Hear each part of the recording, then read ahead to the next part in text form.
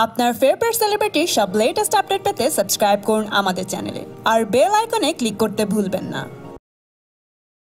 জয়া আহসান চলছেন আপন রথে, রয়েছেন খ্যাতির শীর্ষেও। তবে প্রত্যেকটি ইন্ডাস্ট্রিতে কিছু তারকা থাকেন যাদের ঘিরে রহস্য থাকেই। অভিনেত্রী জয়াও তাদের মধ্যে একজন। এদিকে কলকাতার একটি গণমাধ্যমকে জয়া জানিয়েছেন তাকে নিয়ে ভুল তথ্য রয়েছে উইকিপিডিয়ায়। সেটি হলো রবীন্দ্রসঙ্গীতে ডিপ্লোমা করেছেন জয়া।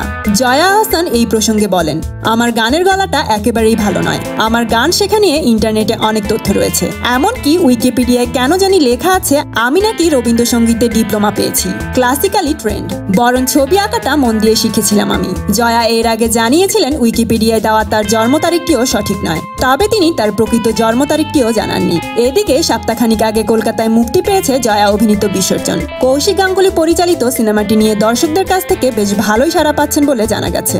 সেলিব্রিটিদের এমনই সব লেটেস্ট আপডেট পেতে লাইক এবং শেয়ার দিয়ে আমাদের সাথে থাকুন।